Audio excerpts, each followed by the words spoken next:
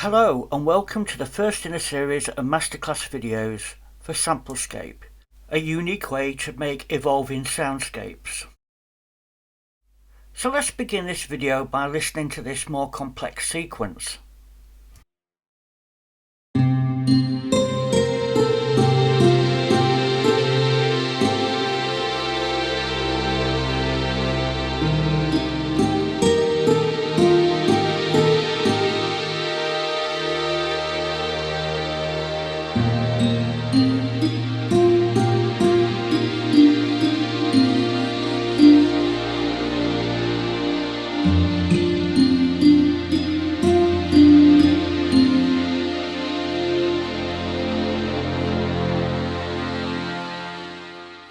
Now I think you'll admit that sounds really nice, and it's my idea of what an evolving sequence should sound like. But what we need to bear in mind is that every single note we play starts its own sequence. So I'm just going to play a single note and let's have a listen.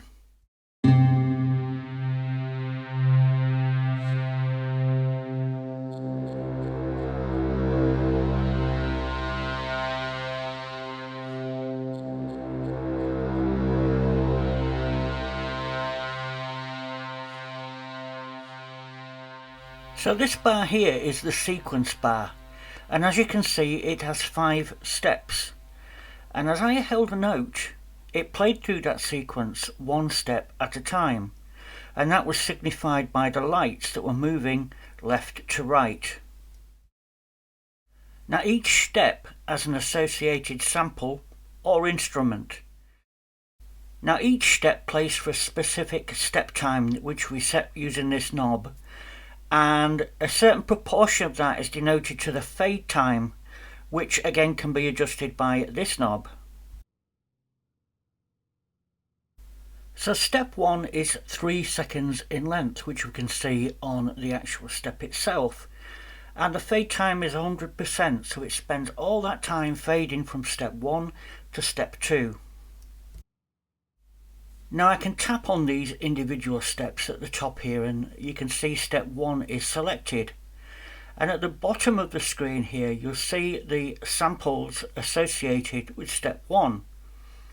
Now if I tap on the various steps you'll see that each step has a number of samples associated with it.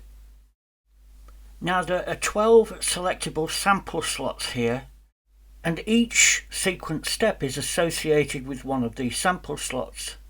So we can see that step 1 is associated with sample slot 1. And if I start playing a few notes, you'll notice the lights on the actual samples themselves telling us which samples are actually playing for the note I press on my MIDI keyboard. Also note that the notes I'm playing appear on this mini piano roll here. The notes I'm playing are always in red, and the other notes on here are all to do with the root note for each of the samples in this sample list. Now it's important to note the difference between samples and instruments. Now if we take a look at the tab bar at the top of the screen here, there's an area called the sample library, and this is where you organise all your samples. In here you'll see folders devoted to single samples, and you can create your own sample libraries this way just by creating folders and drag and dropping your samples in. And there's also an instruments folder which has currently more than 110 pre-made instruments for you. This finger bass folder only has 4 samples for this instrument, but they'll vary. Some folders will have more. Let's try a different folder, and this choral has about 16 samples in here, so it will vary in complexity. An instrument can have up to 24 samples. So the important thing to note here is that an instrument contains a number of samples, and when we refer to a sample we just refer to one individual sample. Now if I click through the sample slots, you'll see that the samples in the list box to the left will change. And when I click on slot 6, you'll see that there are no samples currently assigned to that. Now we can go back to the sample library and drag and drop either individual samples into the sample slot, but there's a far easier way of doing this. Now let me just delete the instrument in there, the sample in there, sorry, and let's go and have a look in the instruments folders, and we can, like I say, we can drag and drop instruments into a sample slot as well, but that's a long-winded way of going about it. The easiest way is just to click on the little instrument button to the top left of the list box, and we can browse all of these instruments and just select one to import that instrument. So that instrument has been loaded into slot 6. Let's select slot 7 and press the little button to the right of the instrument button, which is the sample button. This allows us to browse all the way through the samples or instruments and just select one single sample to import. So just to recap, slot 6 we loaded a full instrument, and slot 7 we just imported a single sample. So now we know what a sample sequence is, we know what instruments are, and we know what individual samples are. So let's see how easy it is to build our own preset from scratch. Now the preset manager can be accessed up here by pressing this little button at the top left of the screen. And when I select an existing preset, it will be loaded. Now a preset contains a sequence and all the samples associated with that sequence. Now if you're wondering when we bring up the preset manager that some of the presets to the right of the preset, they have this little logo, NS logo, which means that they actually contain no embedded samples. In other words, they're referencing samples within the sample library. Now by default, when you create a new preset and save it, all the samples will be embedded, but you can actually go to the settings and turn that off. But more on this later. For now, we're going to build our own preset from scratch. And the first thing to do is to head off to the main menu and select Init Preset, and then select Yes. And that gives us a blank preset to start with. Now the first thing I'm going to do is add an instrument, because these things are already pre-configured for us. So I'm going to pick something that's quite percussive, like a guitar.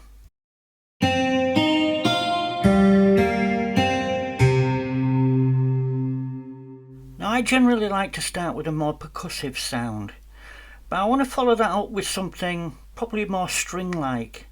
So the first thing I'm going to do is select sample slot 2, hit the instrument button and go and look for something a little bit different.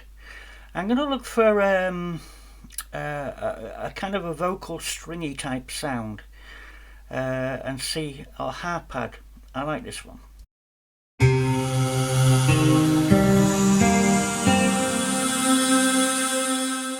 So as you can see, each time I picked a new instrument, it added a step into the step sequence.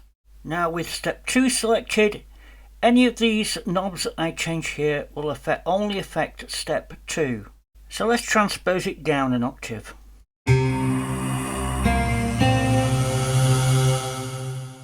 Actually, I prefer it how it was.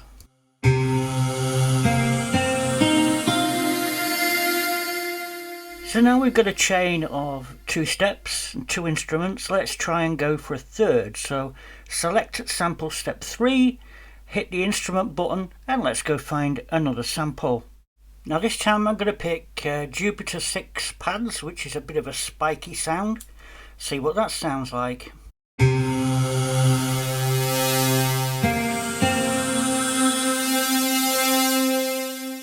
Now everything sounds pretty good in terms of sounds, but it's fading too quickly between step 1 and step 2.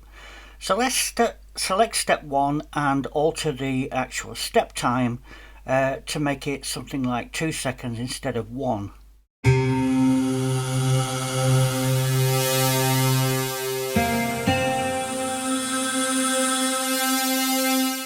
Yeah, I like that better, but if you want all steps to be the same step time, if you hold shift and then change the step time, it will change all steps. And you can use this method to change any of the step parameters for each of the steps in the sequence.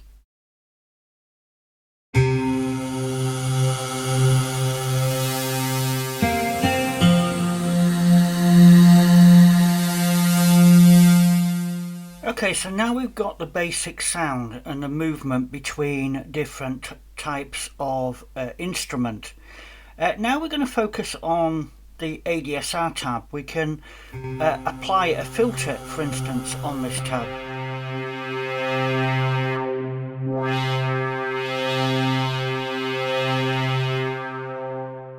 Now, trying to apply a filter over a set of samples that probably already have filter on them is different from a synth and applying a filter to, say, a sawtooth wave.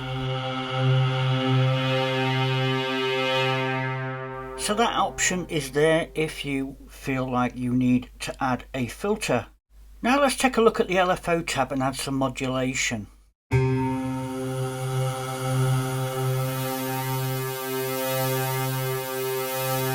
Now we apply LFO modulation per step.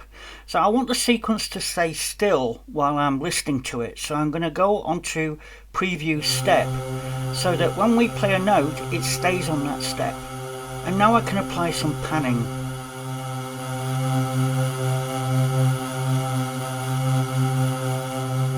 Each LFO has its own speed, but we also have a step speed, which is a multiplier of the LFO speed.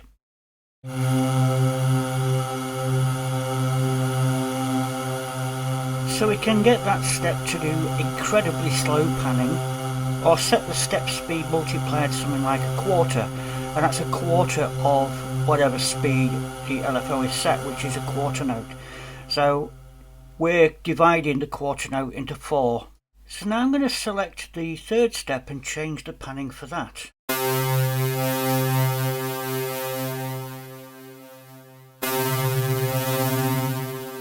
Now if I select the play mode back to play sequence,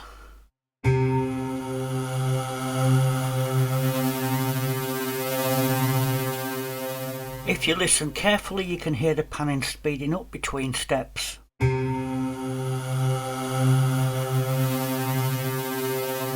Now it doesn't need to be panning, we can add any amount of tremolo or vibrato or filtering to a step. So let's try changing the steps from panning to tremolo.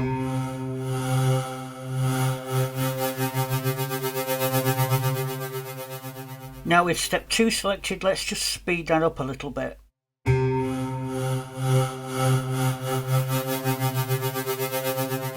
Now currently when I hold down a key, a MIDI key, it will play to the last step and then stay on that step.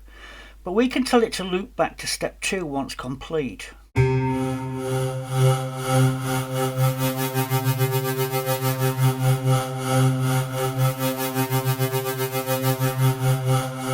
Now also notice when I release a MIDI note, it will stay on the currently selected step.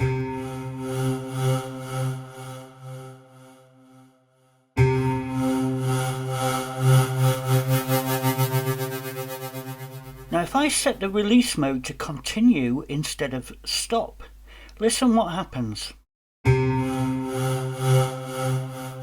Now it tailed off a little bit too quickly, so if we switch to the ADSR mode and just up the release time a little.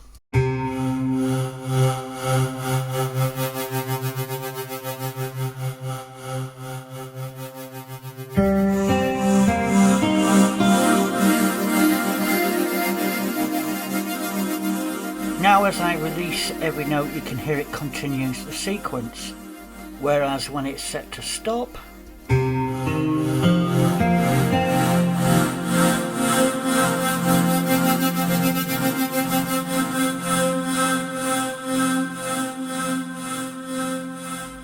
will only advance onto the next step if I keep that key pressed. Now I know it makes no sense having a slow attack on a guitar, but let's give it a go.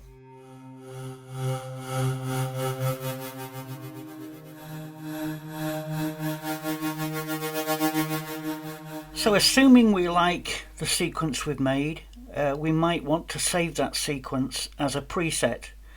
And the way we do that is just to click on the preset button at the top of the display here, choose the user bank and then hit the save button and give it a name. In this case I'm going to give it my preset. Press save and there you go, all done.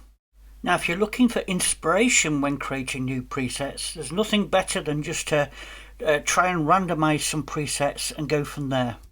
So you can find the randomization option on the top toolbar. It's a little button with a dice, and if we click this button it will open up the randomization dialog. Now this is a floating window, so we can move this around if it's obscuring our view. But I'll just leave it centered for now. Now there's a whole host of options available within this dialog, but the first thing I'm going to do is just randomize the first preset by hitting this randomize button. Now you can see that lots of things have been randomized, so I'm just going to bring up the keyboard and just see what that sounds like. So on first listening that sounds like a very spiky sound with lots of LFO. Not a bad sound to start off with, so let's give the randomization another go.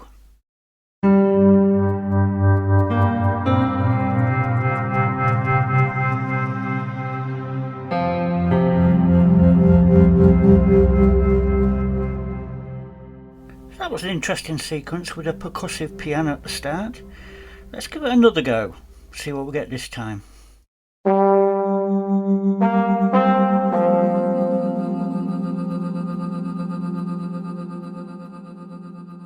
Okay, let's go again.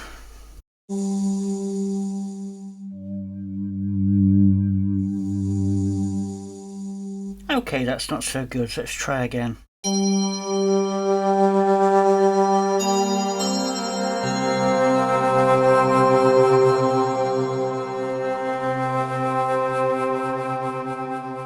Again, quite usable.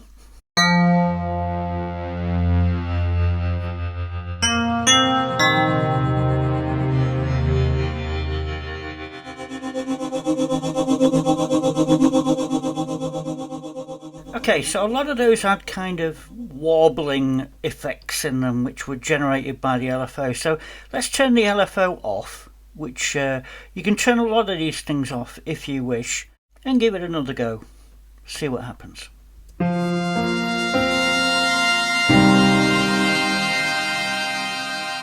And again.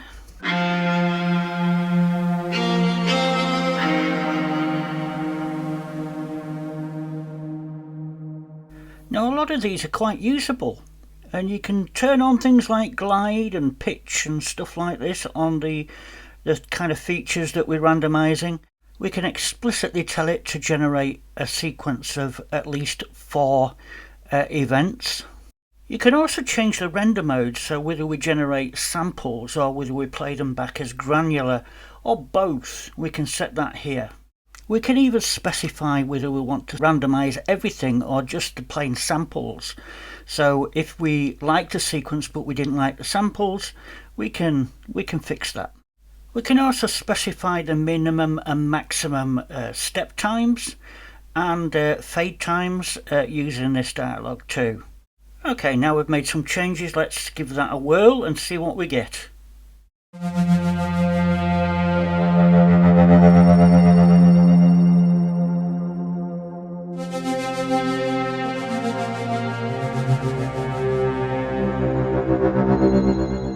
Very usable. Try again.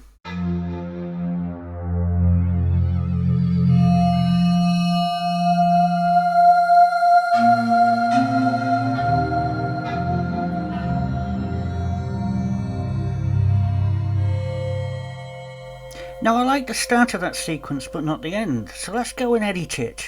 I like the first 3 sounds, but not so impressed by the last 2 steps, so you know, we could delete them.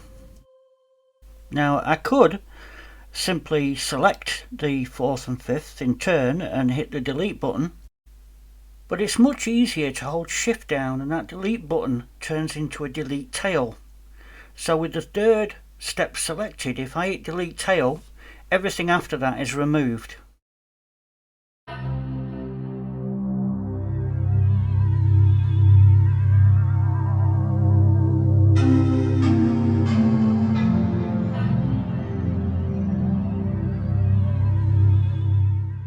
Now that last step is a little bit low, so I could select that and then up the transpose on that.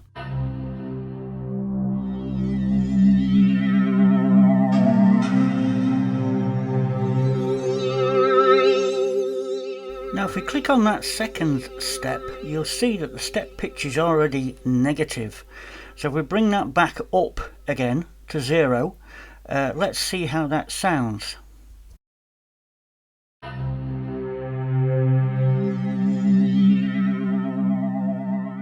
Good, but let's bring it up 7 semitones.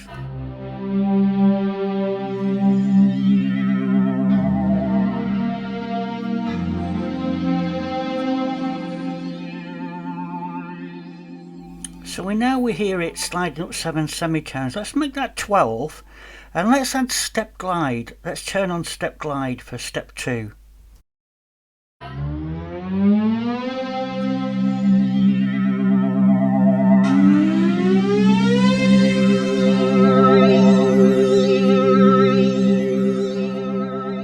Now we can go plus and minus up to 24 semitones.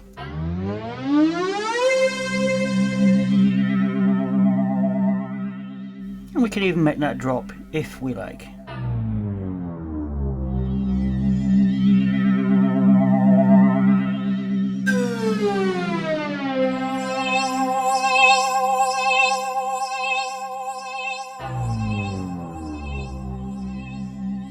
Now if we want, we can make step 2 glide up, and then when it slides into step 3, we can put glide on that step as well and have it step back down again.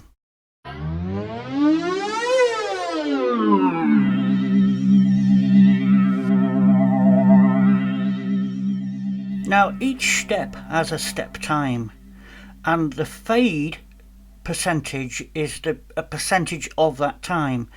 The pitch shift only happens during the glide period or the fade period. So by adjusting the fade of a step, you're adjusting how long we're in the glide.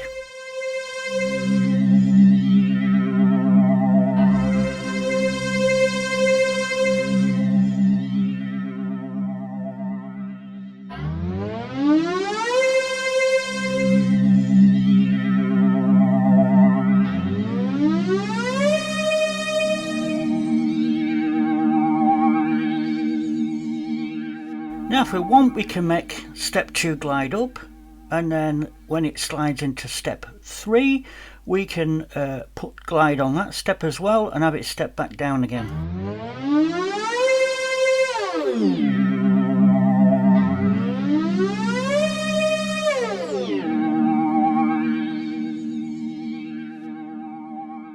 So notice the hold here on step 2 before the glide down.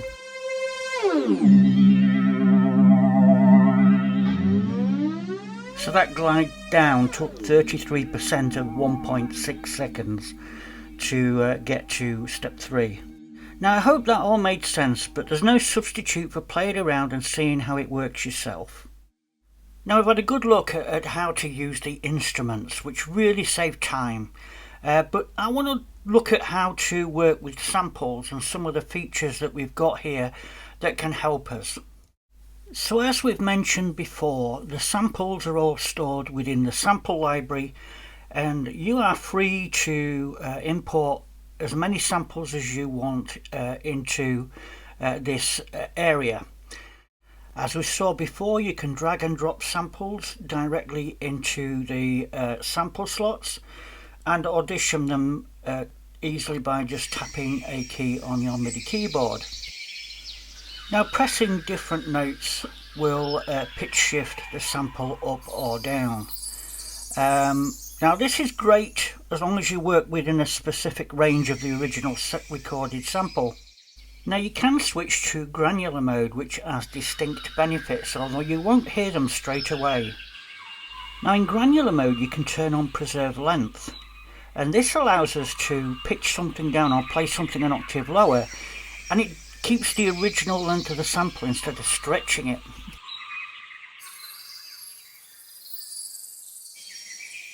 But when I turn preserve length off, you'll hear it.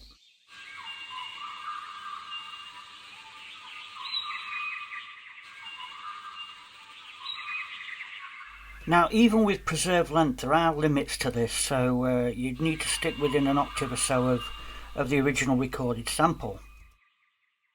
Now when we're working within the sample library, we may want to audition samples before we bring them into a sample slot. To preview the samples, turn on this play icon here, this button, and when we click on a sample you can hear it.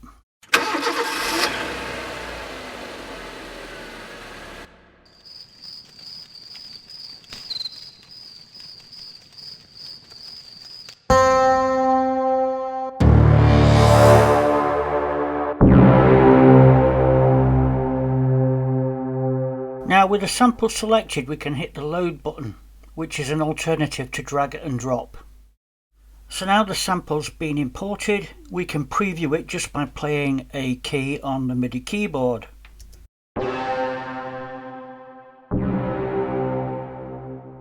Now I want you to notice that SampleScape has detected the root note of this sample because it's a musical sample, and it's assigned C3 as the root note. Now we can also turn on a preview within the sample slots, and when we press on the sample we hear it and we see the cursor. But this is playing the true audio sound, the raw sound, without going through any pitch conversion. We can even bring up the tuner, and when we audition that sound we can hear that and see that it's on C3. So it's a great confirmation utility, the tuner. And if the root note is wrong we can simply correct it by altering this knob. Now if the root note is correct and I press C3, we should hear the note at the same pitch as we did when we auditioned with the preview button. So again, if I tap on the sample in the sample slot, you'll hear it's the same pitch, so the sample is tuned correctly. Now if I was to totally mess up the tuning of this sample by changing the root note of the sample, by changing this knob here, the tuning will be out, but you can force SampleScape to guess the tuning by hitting the auto tune button, and when I say yes it's put it back on A3. Now if the sample you've imported is lacking in volume, we can always hit the normalize button to normalize the volume level of the sample. Now there's also an auto loop feature here that when we press that will prompt us where we want to attempt to place the loop point. Now this isn't the best of samples to put a loop on, but you'll get the idea.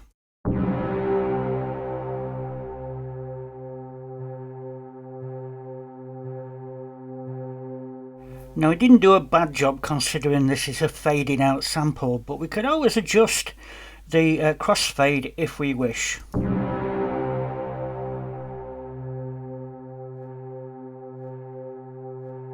And that's performed on a per sample basis, so every sample can have its own crossfade and loop points. It's also worth noting that the auto tune also applied a slight fine tune to this sample. We could also press the auto fine tune button on the right here if we wished. You can also long press some of these buttons to apply an auto tune to all the samples in this sample slot if you wish. Now you can also use this button here as a fixed pitch, or to set a fixed pitch for a particular sample. With this enabled, it doesn't matter what note I play on the keyboard, it will always play at its original pitch. Now if we take a look at this next example, you'll see that I've got an instrument loaded here, and whenever I play different notes on that instrument, you'll see that different samples trigger, which is how we want it to work. But if we were busy tuning samples, what we do not want is when we play different notes on the keyboard for that selection, that sample selection, to move around. So if I'm trying to tune this particular note here on C4, the best thing to do is enable tune mode. Tune mode, once enabled, will force all MIDI key input to that sample. And the other great thing is you get a cursor which displays on screen and shows you where we are within the loop points. So if you're editing loop points, it's a good idea to be in tune mode.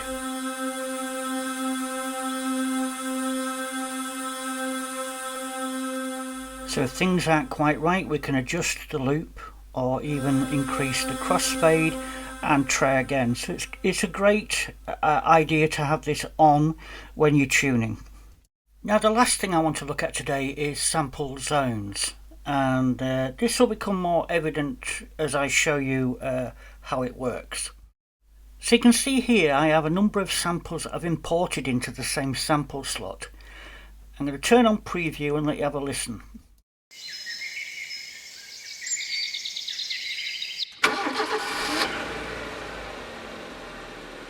Now I've set the root key of each of these samples 1 octave apart.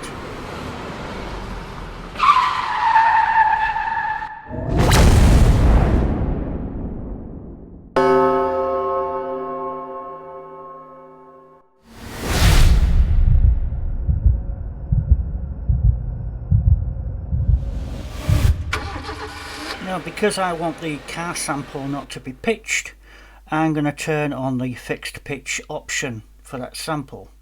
So as I flick through these samples one at a time, I want you to notice on the piano roll that the root note, the root key for each of these samples is set, as I said before, 1 octave apart. So when I start playing notes on the keyboard, the sample that's nearest to that note plays.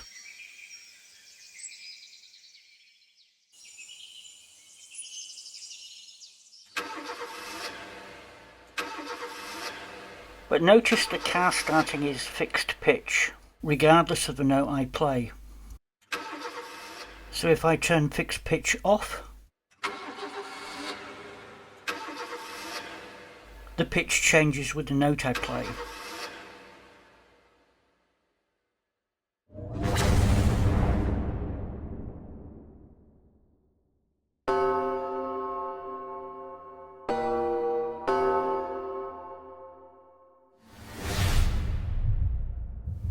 So as you can hear, all these notes can be played individually and mixed and matched, some with pitch shifting and some without.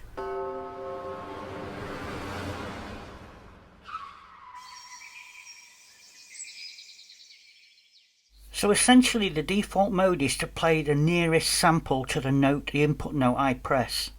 Now if I want to force a particular sample to a range of notes, I can just tap on the piano keyboard and we can see the root note there, but as soon as we start modifying this key range, you'll see that that key range is echoed on the piano roll. So I can say play that particular octave with that particularly selected bird sound. So as you can hear, I'm playing notes that would normally trigger the car crash and are not triggering the bird sound. Only when I step up to C3 do we hear the car crash. Now another thing we can do is make a key range only come into action when the velocity of the incoming note is within a certain range. So when I press a note that should normally trigger the bird sound, it's not, because I'm not pressing hard enough. Press a little harder and that sample zone comes into action and the sample is played. Now I think that's enough for one video. I did cover more on single samples in the preview video for SampleScape, so if you haven't watched the preview video, go back and watch that, because there's a lot to be learned in that, and we'll be covering a lot of that in future masterclass videos. But for now, thank you for watching. Don't forget to thumb up the video and subscribe to the channel, and I will see you next time.